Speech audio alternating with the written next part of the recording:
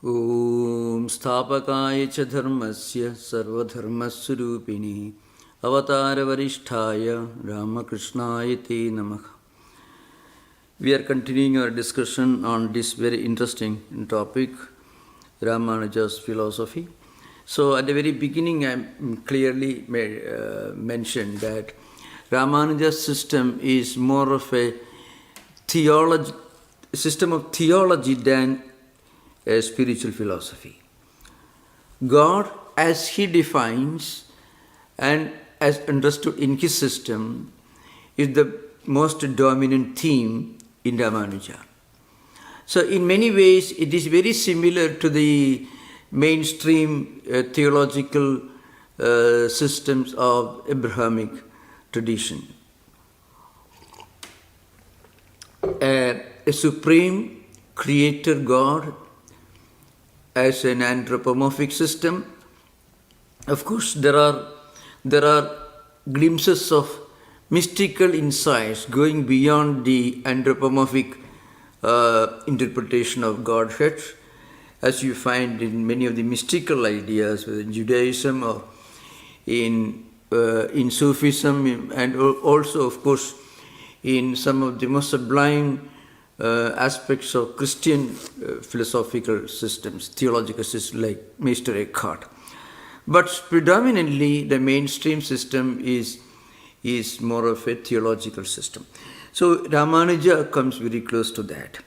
Now, actually he makes it very clear, and his own ideas on yoga, for example, he says, you may practice yamas and niyamas, you may practice Chitta Vritti Nirodha as defined by Patanjali.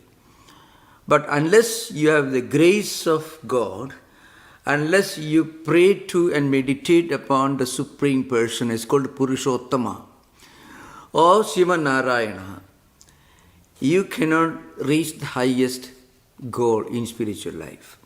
So even Jnana-nishtha, which finds its place in Ramanuja's system, cannot be complete and cannot be fruitful without focusing on this supreme ideal. And also, of course, he makes it very clear when he talks about karma yoga. In some ways, he comes very close to Advaita. For example, there's a verse in the Gita, the 3rd chapter, a very famous verse. Na karmanam anarambha naishkarmyam purishosnade naja sanyasina deva siddhim samadhigacchati. So what it essentially means is, by not doing any work, by not starting any work, anarambhat, na, by doing nothing, you cannot attain jnana-nishtha. And that is true in Shankaracharya's system also.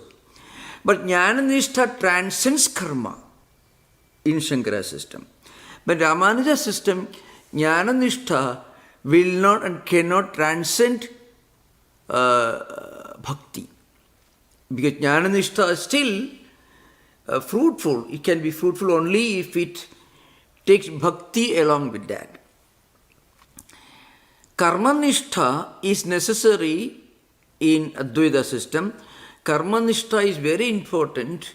That is the first step for every spiritual person. Do your duty with all sense of sanctity and sacredness, with full focus, without any desire, without any expectation of any results. And then what happens? At some point, if we keep doing this, what happens? At some point, what Patanjali calls Vritti Nirodha happens. So Patanjali's yoga or Chitta Vritti Nirodha is nothing but what Shankaracharya calls Chitta Shuddhi, purity of mind. But for Ramanuja, Karma-nishtha alone cannot give you purity of mind. It should be accompanied by dhyanam or meditation, prayer, and actually the early stage of prapatti.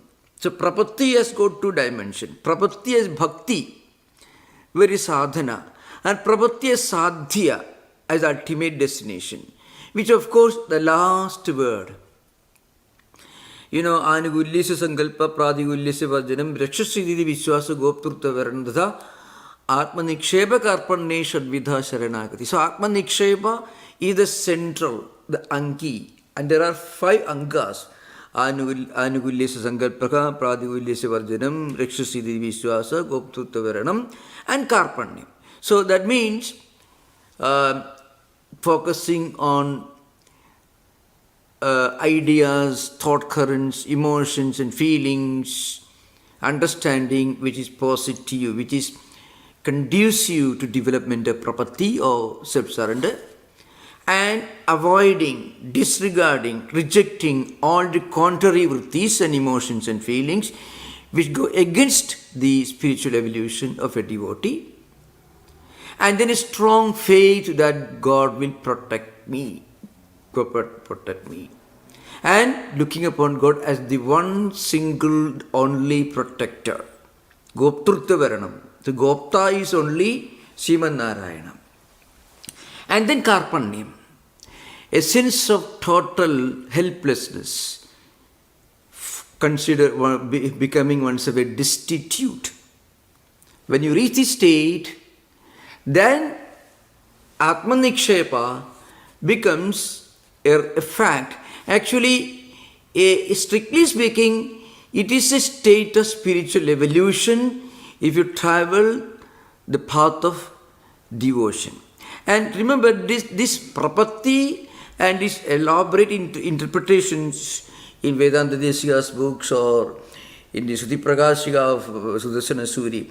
In fact, in the Rahasyatraya, Vedanta Desika, and he quotes from Lakshmi Tantra and other auxiliary books. There is a very elaborate and very articulate interpretation and description of this prapatti. And this prapatti is the last point. But that actually is a state of individual spiritual evolution. When it becomes a social concept, and here I wanted to refer to a few interesting points because this should be properly understood.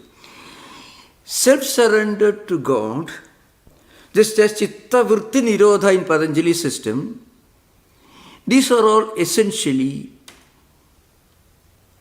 a way of individual spiritual practice, Adhyalmika Sadhana, means in Sanskrit. Individual spiritual evolution. That must have the state reached by Christ, that's the state must have been reached by Saint Francis of Assisi, Saint Teresa of Avila, so maybe the great devotee mentioned the pilgrim in the way of a pilgrim, and also in the writings of Eulocalia, but they may not have called the name prapatti as articulated using a specific vocabulary in the Ramanuja system. But it's an inevitable, unavoidable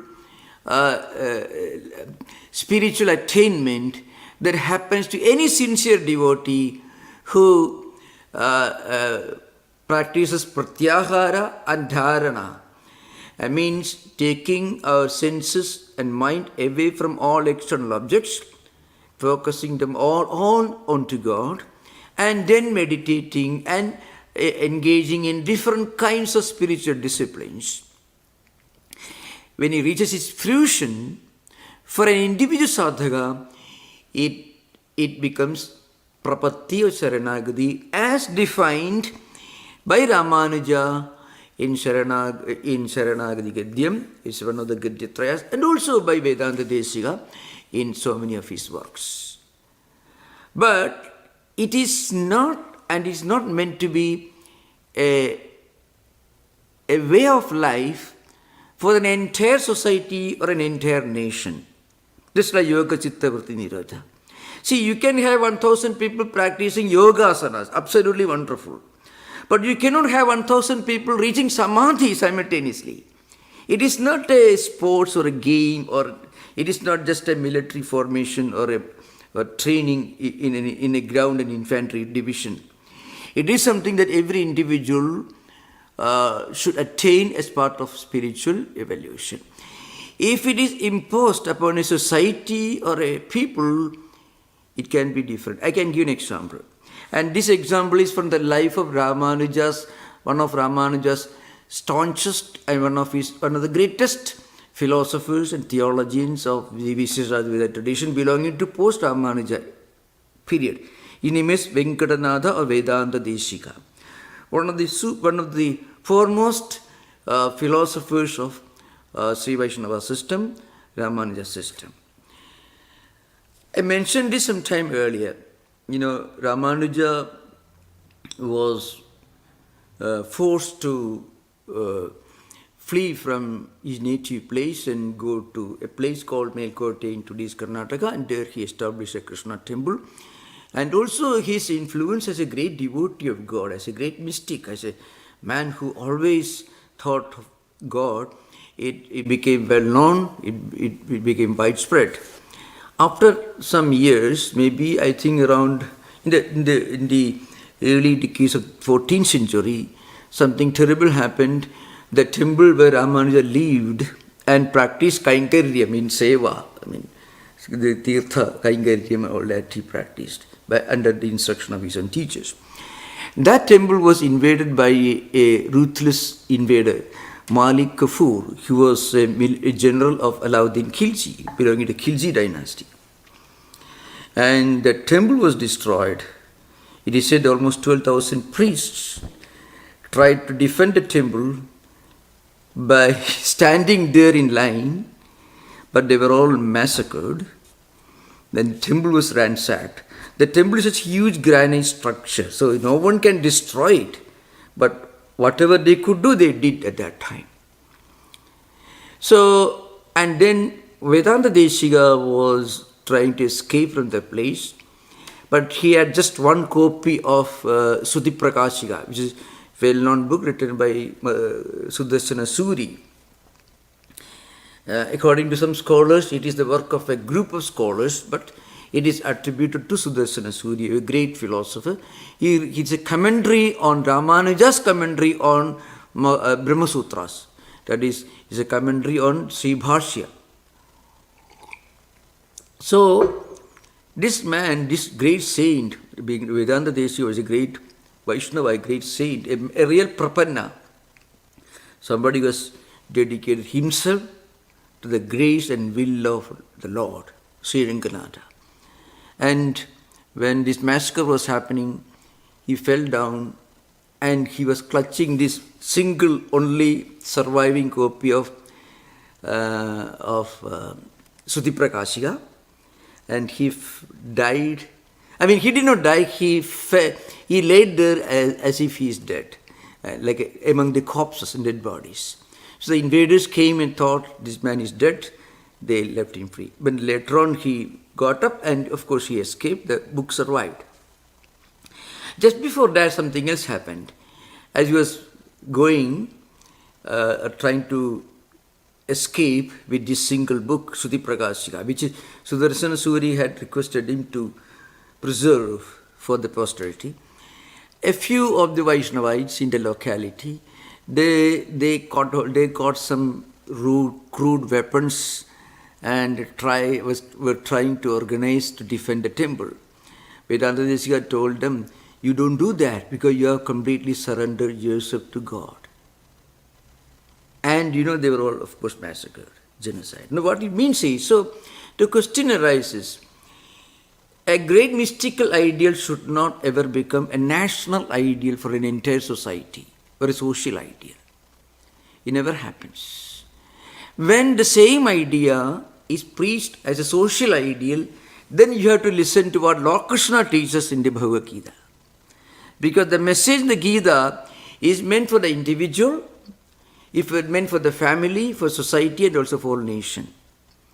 But the yama, niyama, pranayama, all these are not meant for an entire society or nation. This is a very important thing to remember. I'm just giving an example. So, anyway, this is an important thing to remember, So, now Ramanuja's system, as I mentioned, emphasizes meditation and sadhana and puja and seva to the supreme seva, the spiritual service to the supreme Purushottama. So he says in one context, he agrees with Advaitins, and he's very logical in this context. He says, "Na shastriyanam karmanam anarambhadeva purusho naishkarmyam jnananishtham prapnoti." So no one can attain jnananistha just by not doing any work or just by not starting any work.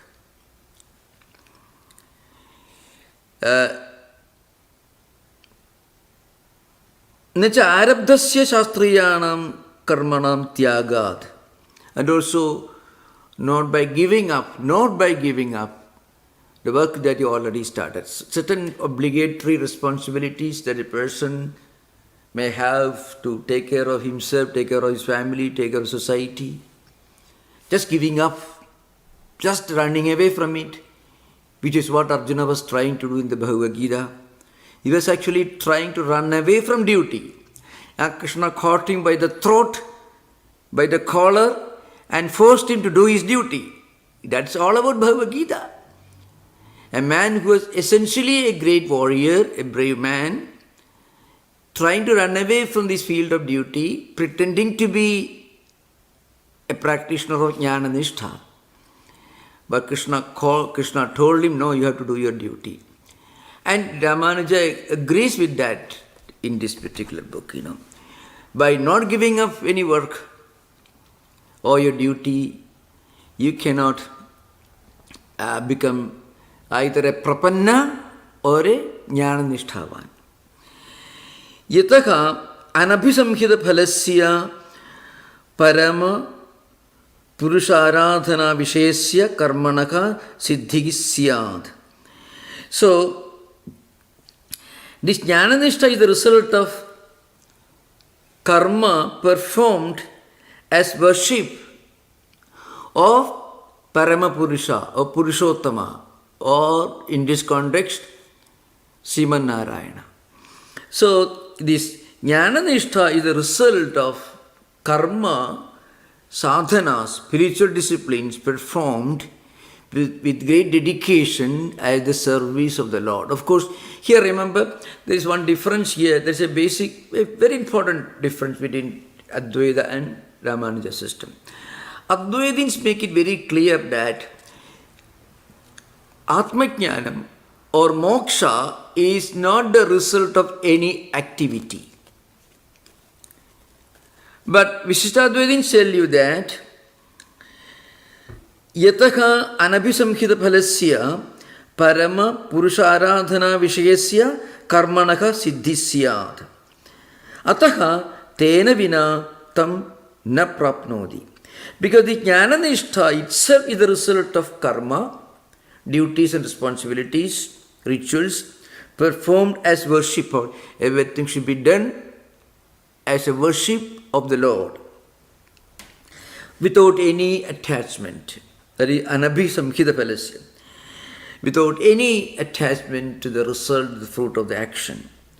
Without this karma, no one can attain jnana nishtha. But in Shankara's system, karma is important because karma helps you to go beyond karma. And that intermediary stage is called chitta shuddhi or purity of mind. So when you go on doing all the duties and responsibilities without any desire, then new vrittis and vasanas and samskaras are not generated in our mind, mental system, chittam. And old vasanas and samskaras and tendencies and impressions from previous life cycles and from this life itself, they get neutralized by chitta shuddhi. So, any kind of spiritual discipline performed without any desire will have these twofold effects. One, it neutralizes or it purifies, it cleanses the mind of all previously accumulated tendencies and impressions. And it does not any longer generate any fresh samskaras and vrittis. So mind becomes pure. In the means, mind becomes free of, empty of any vrittis, Chitta Vritti Nirodha, what Patanjali calls it. That is exactly Chitta Shuddhi or mental purity. And then what happens is, you discover your own true nature. The Chitta Vrittis, impressions and vasanas constituted by avidya, is responsible for our not recognizing or realizing our true nature. We wrongly, due to avidya and adhyasa, we wrongly think that we are just this body, mind, system, nothing more. We are Atman. And that's because of these accumulated tendencies and impressions and vasanas and samskaras. When they are gone completely, what happens is, we discover our own true nature. But Ramanuja system, that is actually Jnananistha or Prapatti is nothing but the result of seva, service, worship, rituals performed for the Lord. Now there is a reason why in Advaita that there is an emphasis on this point, that is moksha or liberation or ultimate spiritual realization cannot be the result, what you call a phalam, the result of any karma. Because there is one rule, anything that is a result of a karma should be for that very reason impermanent. Mokshasya akaryatva, statement in the Bhashya. Moksha, liberation, is not the karyam, not the result, not the effect of any action, any karana. See, a pot is a result of, let's say, it is caused by the clay. And of course, the pot maker is there, but the upadana karanam, the material cause is clay. A golden ring is the result of gold, that's the upadana karana, material cause. The jewelry person, the man who makes it, may be the efficient cause, what you call nimitta karanam. But primarily, the relationship between a clay pot and clay is the relationship between an effect and a cause, karyam and karanam. So you cannot say this pot is permanent, because before the pot maker made the pot, there was no pot, only clay. After it is broken, again there is no more the pot, there is only clay. Then why do you say then the clay is sitting in front of you on your table, there is anything other than clay? That also is clay, nothing but clay in the form of a particular form, that is Ghada Rupa, and with a specific name, Ghada, that is pot. So, in other words, it is impermanent. So, if moksha is the result of any karma, liberation or spiritual realization is the result of any karma, that cannot be permanent. This is Advaiti's view. But in Ramanuja system, no. This is the natural effect of meditation, puja and service done with great devotion to the Lord. So this is one thing. Of course, there are many other important ideas in the coming context. So, and also Ramanuja has got some other very important and very rational ideas you find. For example, Ramanujacharya makes an important point. A person who practices jnana-nishtha or meditation without devotion may face some very serious problem. And this is a very, very important point that Ramanujacharya says. So, I can just let me, if it is there. Avinasta papateya ajintakaranaha atmajnanasya pravurto vishaya pravanaha atmani etc. So Ramanuja makes one important point that a person whose mind is naturally confused or mind is full of different tendencies and impressions and vrittis, if that person practices any kind of meditation, any kind of deep contemplation, without doing service and without focusing on the Purushottama on Sriman Narayana, the God idea. Ishta, let's say Ishta Devada. So that means no service, no karma yoga, and no devotion. Suppose that person, if he meditates, what happens? It can be dangerous. Why? Because a person whose mind is not yet ready for meditation, due to a large number of mutually contradictory and mutually conflicting samskaras and vasanas, if he doesn't have a sense of devotion to one higher ideal, and if he is not engaged in any kind of spiritual activity, and if he tries to meditate, it can be dangerous, it can be problematic. So, there are two things to remember. First, you should think, contemplate on some divine person and pray for grace, God's grace. And simultaneously, or at least along with that, or as an alternative, you should do kainkaryam, you should do some seva work. If we keep doing some noble activity, some unselfish activity, that is what is called sadhana or spiritual discipline.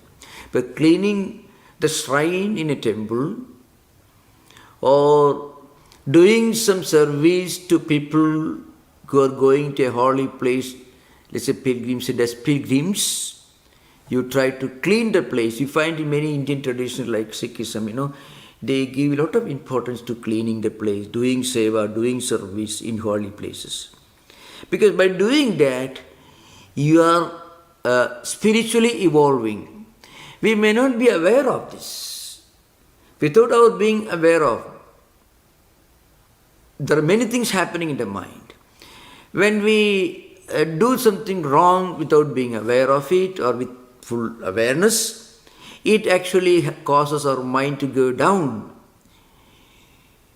On the other hand, if we keep doing some noble activity, either distributing food, as many great Indian spiritual traditions give a lot of emphasis on, what you call annadanam, distributing food, hospitality.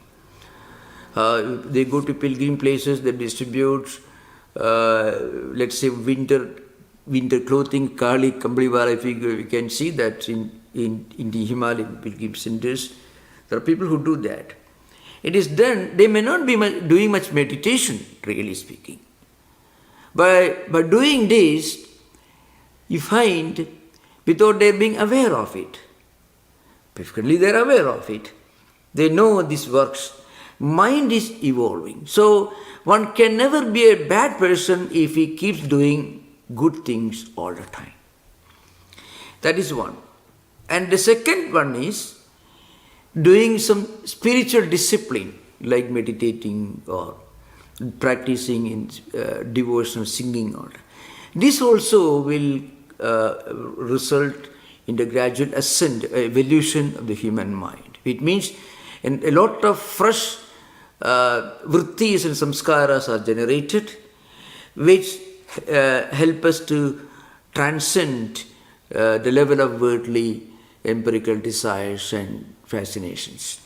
So that's why Ramanuja says in one context, evam mayi aviniveshya manaha swayatna gauravena indriya jaye pravutto vinashto bhavati.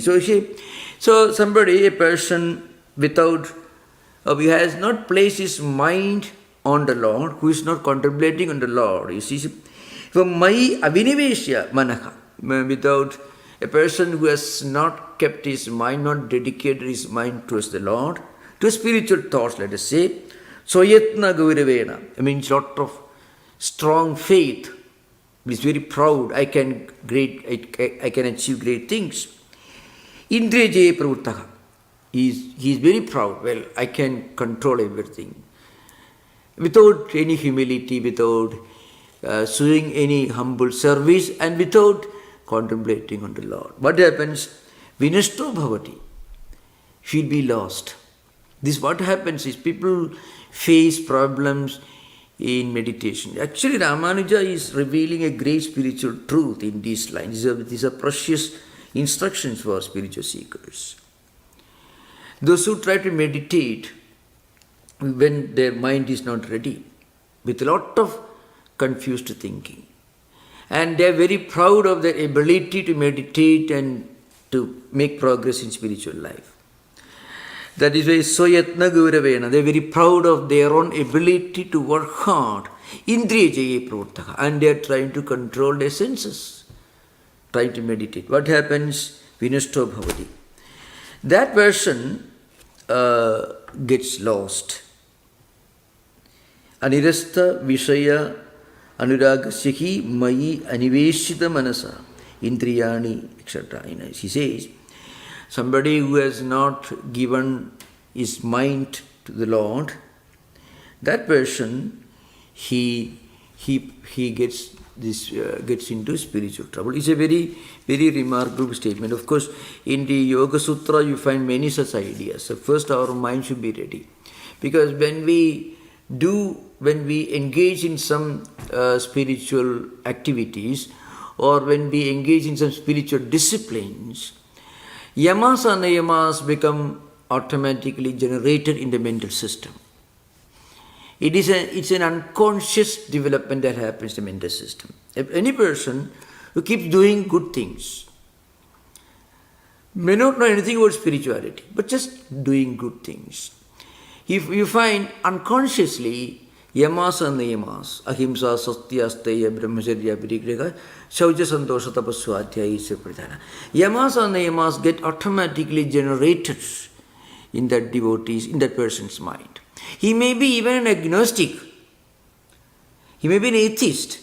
Still, what we normally call yamas and niyamas, non-violence, truthfulness, non-possessiveness, non-stealing, contentment, purity of life, all these qualities become automatically generated.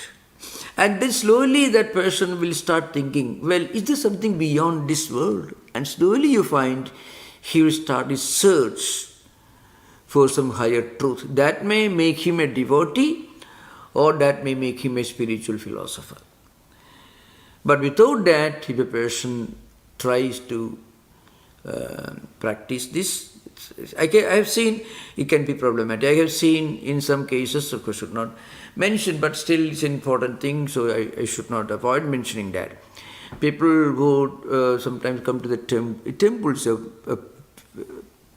worship, places of worship, they sit there straight like a gymnast with all muscles are flexible muscle, with a grim expression on their face, which shows that they are actually fighting with somebody. The somebody is their own mind actually. You can find, no, I won't get up.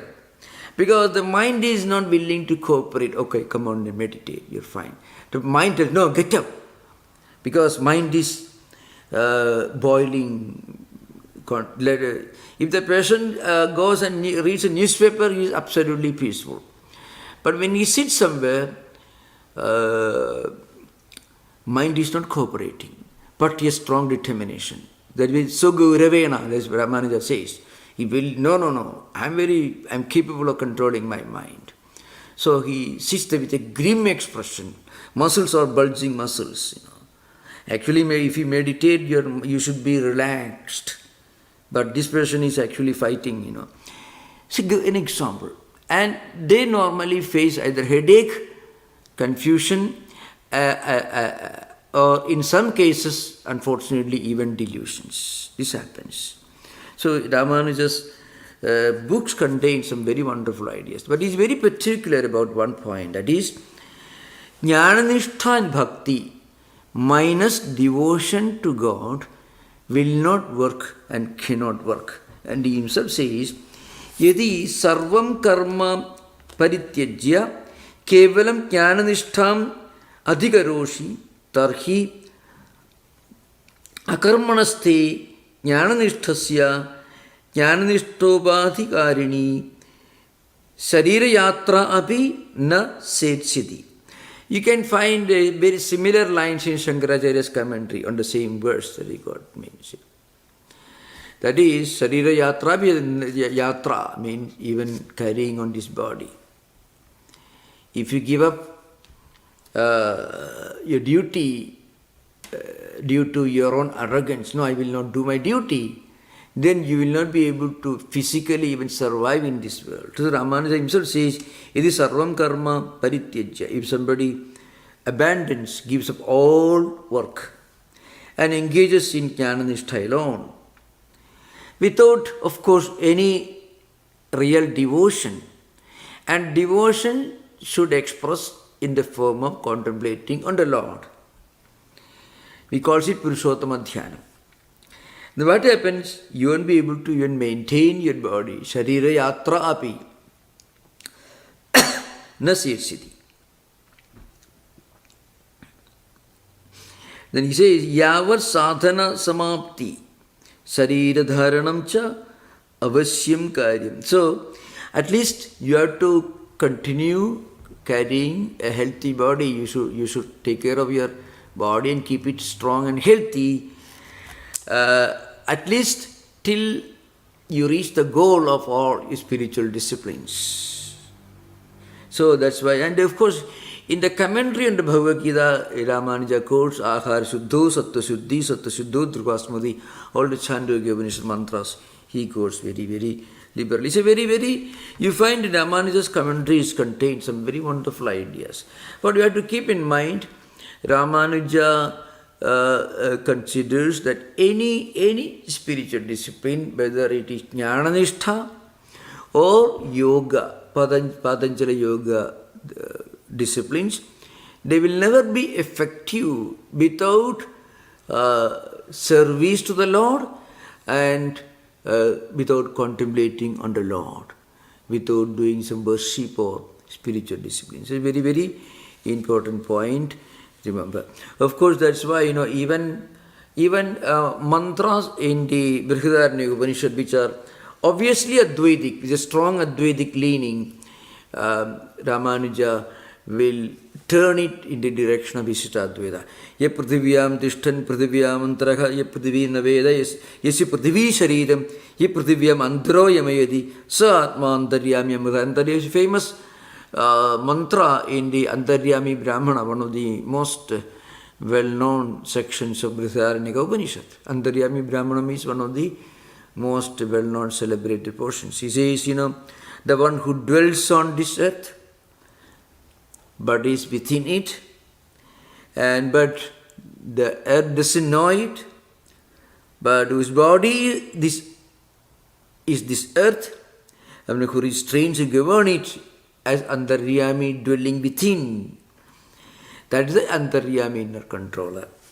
And that Antaryami is yourself, your Atman, purely Advaitic. But Ramanuja will tell you, it is true, but that Antaryami is the Supreme Narayana, Sriman Narayana. And all these different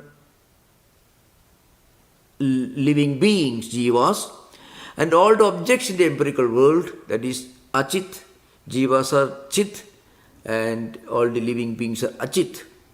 They all constitute parts and evolutes of the Sriman Narayana. Just like Sutre Manigana Iva, that is a statement in the Matta Paradaram Kinjidasti Dhananjaya, my Sarvamidam Prodam Sutre Manigana Iva. Suppose you have a garland, you may not be able to see the threads. You see only the pearls. Or if you are making a garland of flowers, the flowers are dependent upon the thread on which they are strung. The pearls need a thread to keep them in place. Like that, the entire empirical world phenomena, Achit, and also all the living beings, Chit, they are all are like pearls which are strung together in a garland of pearls. That's the Ramanuja system. That's the Antaryami Amrita. So anyway, that's why he says, even statement like Sarvam Khalidam Brahma, we call this Manase Vedam Atmavyam, etc. It's a very, very neha nanasti kinchana. All these statements you find in the Chandogya Upanishad. Sarvam khalvidam Brahma. Everything is Brahman. Everything is Brahman because Brahman as Sriman Narayana is Antaryami, is indweller in Sarvam, in everything in this world. And then, of course, this is Manasevedam Atmavyam, Neha Nanasti Kinchana. So, this is from Kathopanishad, Krishna Yajurveda. So, Manasa eva Atmavyam. So, this spiritual truth can be realized only by mind. But what kind of mind? That mind should be pure, refined, fully made ready and prepared through spiritual disciplines, including service to the Lord, and also by worshipping the Lord, meditating on the Lord. By this mind becomes pure. But in Advaita system, the mind becomes pure when mind is completely free from all vasanas, samskaras and vrittis. Through karmanishta, karma yoga, mind becomes ready. So karmanishta tu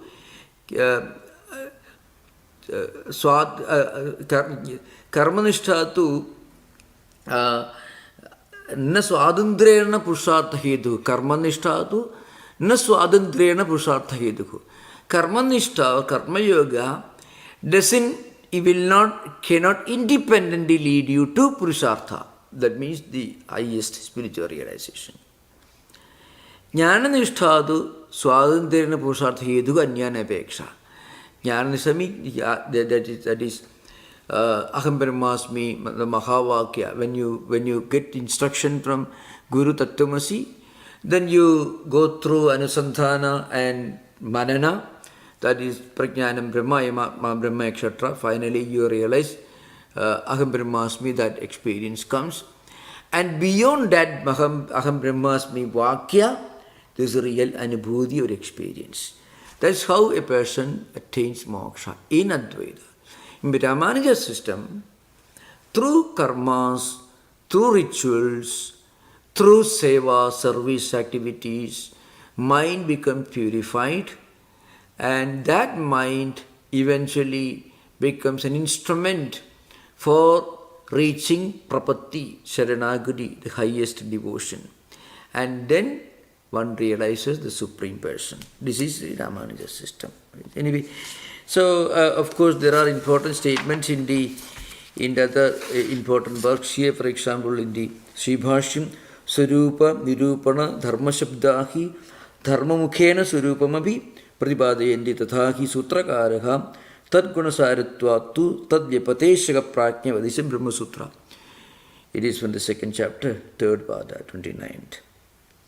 Yavad Atma Bhava Nityatvacha Nadoshaha, etc. So Ramanujacharya says, Brahma Shabdena Subhavado Nirasta Nihila Dosho Anavatika Atishaya Asankheya Kalyana Gunagana Purushottama Abhidiyade. So what is Brahman according to Ramanuja? We already explained this in very briefly, but we are going to explain this more elaborately because it's very important. So what is Brahman according to Ramanuja? What is the highest supreme truth? The highest supreme truth is nothing but the supreme reality, who is the totality of all imaginable, conceivable, auspicious qualities. Anavadhika, Adishaya, Sankheya. So, innumerable, absolutely wonderful and manifold kinds of auspicious qualities and greatness, aspects of greatness. That is Brahman, and it is the Ramanuja says Nirasta Nikhila Dosha.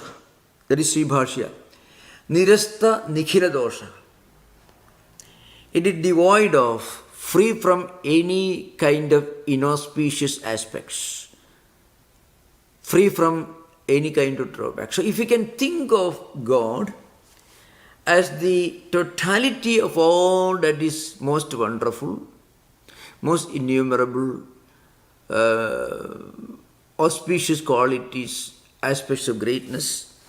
The question arises, we discussed sometime earlier, how do you explain the unpleasant aspects, the unpleasant or darker realities of the world, which cannot wish them away? We cannot say they do not exist. Certainly there are things that we wish rather they did not exist. I think Ramanuja's system doesn't give a very logical answer. Of course, remember, they don't actually accept the theory of evil as found in the some Abrahamic theological tradition, where you had to invent a devil or a Beelzebub or some kind of inauspicious entity. It's almost a close rival to God, and who is actually trying to tempt God's devotees away from God, and actually is trying to create his own world. He wants his own followers. Devil also wants people around him, people who follow him, That's Milton's Paradise Lost. One can read in a very classical literary attempt to explain this. So, Ramanuja he's not very particular about it. I don't think he develops a theology around the unpleasant reality. But anyway, he emphasizes the idea of God as the embodiment of the essence of. He says, Swabhavataha means by his very nature. So he cannot say these are qualities of God. Of course, for want of better expression, problem of vocabulary, we may say God has got all these qualities. But that is actually, God is these qualities themselves, Swabhavataha. Inherently, God is possessed of all these auspicious qualities, which are innumerable, asankhya, which cannot be counted, which is absolutely astounding, adishaya, and of different types, anavadhika, etc. Brihutvam cha surupena gunaischa yatra anavadhika adishayam so sahasya mukhyarthaka. So, brihutvam. So, surupena gunaischa yatra anavadhika adishayam. So, one, of course, the definition of Brahman is brihutva brahmanatva. It itself is omnipresent, it's great, beyond human imagination. And also, if you meditate on the Brahman, you also become great. Here, greatness is because of these innumerable auspicious qualities that Brahman possesses. So, such as Sarveshwareva, and the Supreme God Himself. Ataha Brahmashabdaha traiva mukhyavruttaha tasmat anyatra tadguna lesha yoga the upacharika anegartha kalpana yoga bhagavad. So these are the important things that Ramanuja mentions. Okay, we already explained this. Now we can have interaction. We'll continue this discussion from where we left today, because Ramanuja's own interpretation of Brahman is very, very important, because Tattvatraya means the absolute reality or God, and the Chit, the living beings, which are effulgent, which are parts of Sriman Narayana, Brahman, Saguna Brahman, and also the Achit, the empirical phenomenal world and different objects. So, we'll continue this discussion. You are most welcome with your questions. Thank you. Namaskar. Hello, Swami. Yeah. My question is, in my field, in the field of psychology, mindfulness meditation is often, it's a very common, nowadays, very common to teach it, but they don't teach, like I think if it came, for them it comes from Buddhism, you know, but they don't teach the Eightfold Path. They teach the One-Fold Path, you know, just the mindfulness. They don't talk about ethics or morality. I mean, zero. Does that mean that it's more dangerous than not? Yeah, one blessing of this modern practice of mindfulness meditation is it doesn't go very deep. It's very good as a relaxation technique. It is not preached or taught as a path to realize some supreme spiritual goal. It's a relaxation technique. The Sanskrit term is Smriti Upasthana Sutram, and the Pali original I think it's come in the Khuddaka Nikaya. It is Sati Upattana Sutta. Sati Upattana Sutta. It is Pali Sati Upattana Sutta. Smriti Upasthana Sutram. There is a Mahasati Upattana Sutta and Sati Upattana Sutta. The larger version meant for the laity is Mahasati Upattana Sutta, and for bhikkhus, Buddha's discourse, is called Sati Upattana Sutta, briefer one. So there, I think maybe in ancient times, Buddhist monks and Buddhist laity who practiced this, certainly they had great emphasis on some very important ethical, moral values and disciplines. Absolutely no doubt about it, because essentially they were people who practiced yamas and niyamas, and ahimsa, satya, already practiced. You can find the great Buddhists of ancient times. But in today's world, it is taught more as a very useful, very helpful relaxation technique. It certainly helps you. That is also true of transcendental meditation, TM. I have seen in India, people do a lot, they feel a lot of relaxation. That's good, absolutely. In its real form, it is a way of reaching to, a state when you are already established in perpetual awareness, but without being attached. So, you are established in smriti, in perpetual awareness, but you are detached, you are not attached to anything. So, this happens as part of Buddhist meditation techniques. So, but they don't go very deep into that, If a person practices for long hours, this at midnight and all that, that can be problematic. That's all. Remember, we should never get away with the impression that meditation is dangerous. Absolutely no, not at all. Meditation is certainly not dangerous, never. The point is, what Ramanuja talks about is the people who practice, who takes to all these disciplines without any moral values, they will be naturally disturbed by their own thoughts, by their own mind, when they practice meditation for a very long time. But in normal, mindfulness meditation, number of people gathered, very good music, very good ambience, and so they want to relax. So it really happens, that is very helpful and is absolutely wonderful. And Buddhism has made things very, very simple. That's also one way of doing a great service to society, humanity. Taking meditation from its exotic, very profound, spiritual, theological, religious practice level to simple relaxation exercise. Certainly good. Okay, thank you.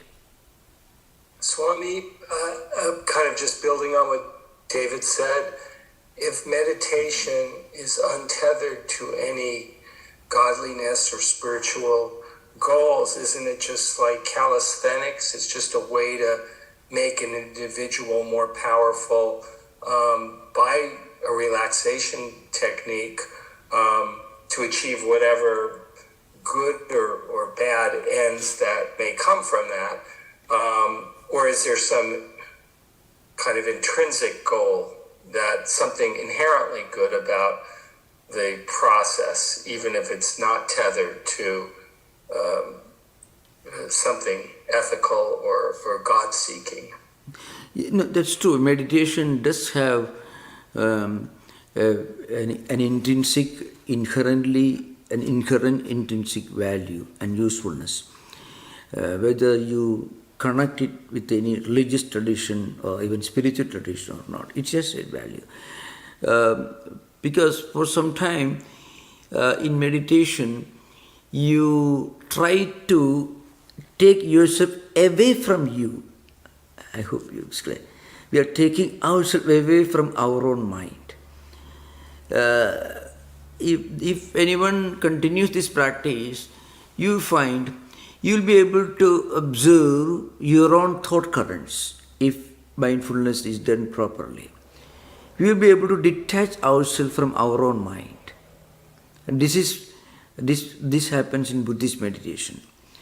We sometimes we are able to witness, observe how thoughts and emotions and feelings emerge in our mind, how they move and how they subside, and again fresh thoughts and come to the mind.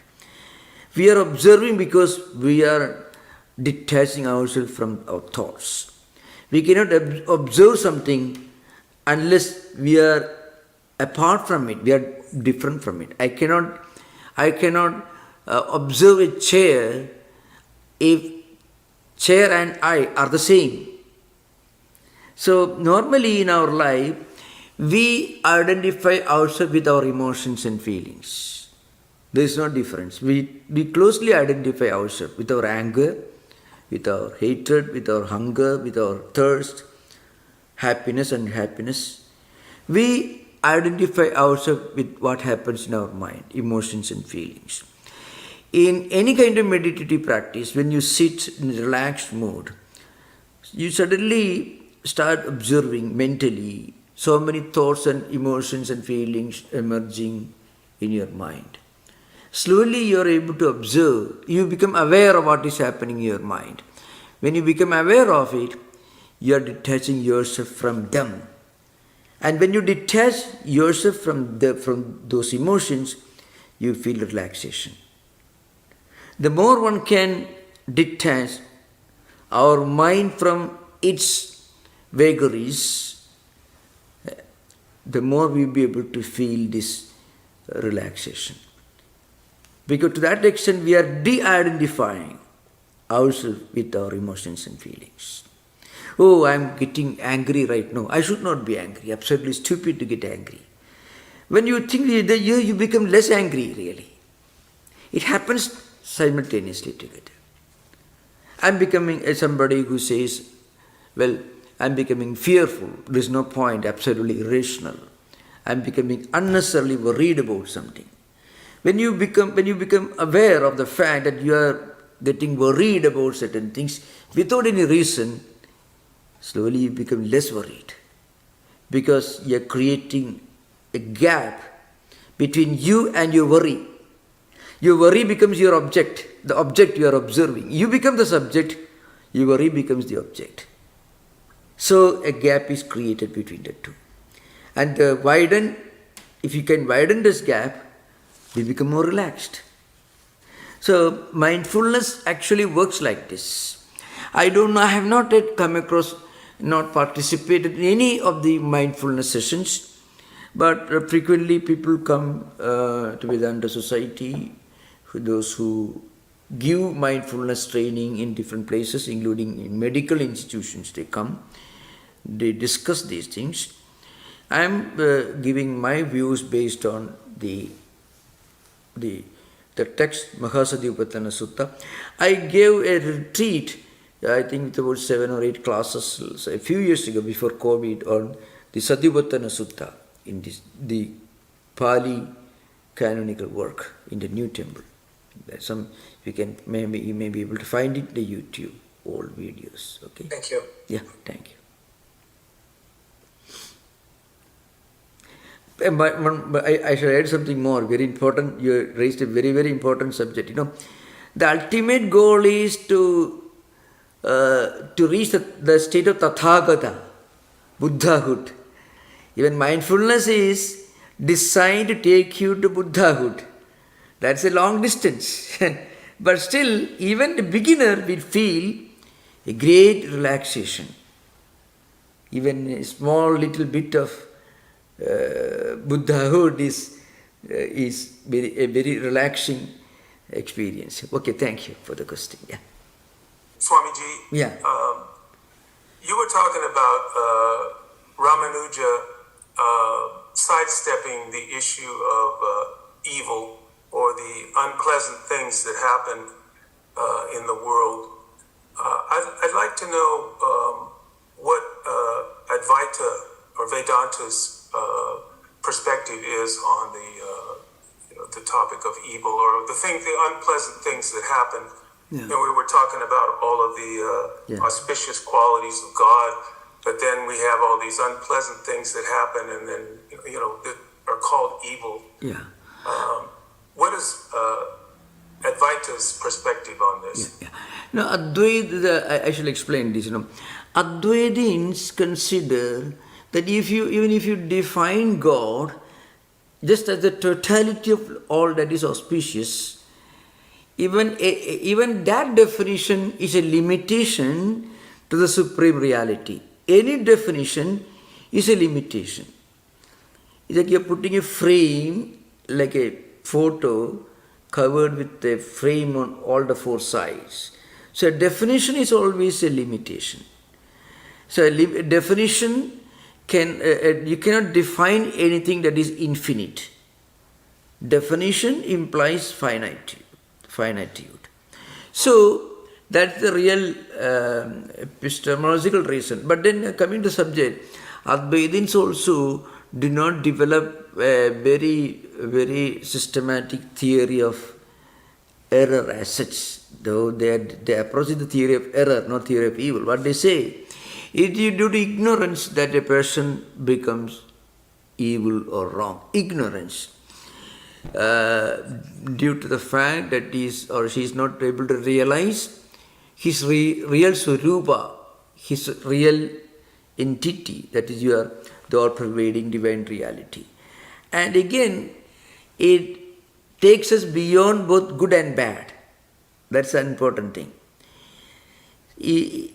When you say that Brahman cannot be defined as the totality of all that is good, it doesn't mean Brahman is bad. It means it beyond any kind of equation, any kind of definition, any kind of verbalization. This is called Pancha Shabda Pravritti. Means 5 types of verbalization. And Brahman is Pancha Shabda Pravritti Nirodha. Sarva Pramana Avadhi, beyond all epistemological tools.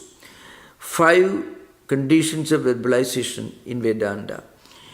Jati, Guna, Karma, Sambandha, Dravya means, suppose you want to define something, you want to describe something, it should belong to a particular category of species. You can say it's an animal species, human beings, and so on. Or like karma, you can define a person. He is a musician, he sings, he is a gardener, he does gardening.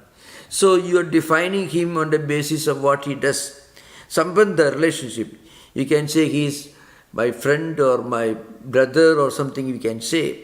So you are describing a person on the basis of some relationship. Guna, you can say it's a white flower, red flower, green flower, blue flower. These colors are different gunas of these flowers. So dravya means something which is obvious. It's like a sun or the moon. So it is quite obvious. So the point is, you cannot describe or define Brahman in any of these 5 categories. So it is beyond everything. That was what Master Eckhart was trying to reach when he said that even to define God as, even define the Supreme Reality in terms of Holy Trinity is a limitation. He did not deny Holy Trinity. He only said that you cannot define the reality even as in terms of Holy Trinity. To call God as a name is a limitation. But remember, this systematic thought was not so well developed in that hierarchy, which of course, coming from Augustine, 5th century onwards, any deviation from Augustinian thought would have been problematic for any philosopher of those times. That's all. Thank you. Namaste, Swamiji. Yeah. Thank you. Today's was a wonderful session. Clarified a lot. My question is around the karma-nishtha and jnana-nishtha that you mentioned. And so, two parts are related. One is there anyone who has gone with the karma-nishtha that Ramanujacharya describes and later on got into the Advaita realization? You have always mentioned that Advaita transcends Vishishtadvaita. That's one question. So related to that is there a mainstream path like Karma Yoga first and then Bhakti Yoga? Is there a path you would recommend for the masses in general? Although each person's path is unique. That's my question. The word Jnana-nishtha is used by Ramanuja. But Ramanuja's implication of Jnana-nishtha is different from Shankaracharya's Jnana-nishtha. That's an important thing. So when Shankaracharya talks about Jnana-nishtha, he's talking about Vichara and its ultimate goal, the Jiva Brahmaikyam. That's what he's implying. But Ramanuja's system, it is not that. It is not Jnana. He is actually referring to, is a vague reference to Advaita. He considers Advaita to be a bit limited. But anyway, that's one thing. Second question that you mentioned, what's the second question? Is there a mainstream path that recommends for people? That's true. Yeah, that's right. Thank you. Now the point is, for any spiritual seeker, the first path, the kindergarten of spiritual evolution is karma yoga. For anyone. Because giving up karma is never allowed or recommended in any of the spiritual traditions. So doing one's duty is very important. That's why in Ramanuja's commentary and Shankara's commentary are the same. Sharira yatra pichate, nam prasiddheda karmanaka. This is, Ramanuja says, even for your physical sustenance, it will be difficult for you to continue your physical sustenance if you don't do your duty. So, it is impossible for anyone to artificially, to forcefully, to just give up karma. I don't want to do it. Impossible. Now the question arises, then what about karma yoga? A person who is engaged in different activities, the Srauda karmas, Smarta karmas, the rituals, or your everyday Laugika karmas, everyday activities. All these activities can be done, can be performed as karma yoga. But there, when it comes to karma yoga, Ramanuja will bring his belief, his strong orientation to God. So karma yoga should be an act of worship, seva, service to the Lord, which also includes seva and service to society, parents, everything. So Ramanuja brings a Saguna Sakara Ishvara into this karma yoga aspect. In Shankaracharya's system, as Gita says, even if you do karma without any desire for results, for the good of the world, like Buddha did, not thinking about God, that's also a karma yoga. That karma yoga, according to Advaita system, will make your mind free, empty of all vrittis, vasana, samskaras, all karmic blocks, all andarayas, we call in yoga sutras, vyadhisthana, etc., alasya, samsya, etc. These are actually different kinds of obstacles. karmic blocks. All these will be dismantled as you progress along the path of karma yoga, doing everything without any selfish motive. Because they will neutralize the bad effects of previous actions, and they will not generate any fresh karmic blocks. Old karmic blocks will be dismantled, and there will be no fresh, no karmic blocks, because you are doing without any desire. So what happens? Such a person will reach a state of spiritual evolution called Chitta Shuddhi, purity of mind. Now, how do you recognize a man who has reached this state? You find that he's always looking for something transcendental. That desire to look for something transcendental, not of this world. Either you may be meditating, you may be continuously doing everything for others. Along with that, you also will have a natural urge for some higher spiritual principle. That's actually the indication that your mind is getting more and more purified. Mind is not purified. Always will be thinking, how can I make some extra dollars so I can put a little more money in the bank, I can buy a bigger car, bigger home, a bigger job. That will be the way mind will be functioning. But when our mind is free, you may get all the best things of this world, but you won't be attached. So you will be striving all the time for those. You may have them, but you won't take them very seriously. So that state, when it gets intensified, it leads to moksha. This is Shankara's system. In Ramanuja's system, moksha is there. Moksha is ayujya. Going to Vishnu Loka, being like Vishnu Sarupya, Salokya, Samipya, everything is there. That's true. But because it is closely it is closely linked to the road you have walked, the path you have followed. What is the path? You do service in the temple. Ramanuja himself was asked by one of his gurus, early teachers, to practice Tirtha Kaigaryam in Sriranganatha temple. I mean, taking water from the well, and he was a very sincere, very devoted, very, very focused karma yogi. All that he did with great devotion. And that actually made his mind ready for, his mind became so completely pure, so the devotion, bhakti, everything became, reached the fulfillment in Ramanuja system. So that's it. And one point that I want to mention, why Ramanuja emphasizes the importance of karma yoga, some seva, some good charitable activity, some noble activity, some unselfish activity, along with meditation, puja, to a Saguna Ishvara. Why it is very important?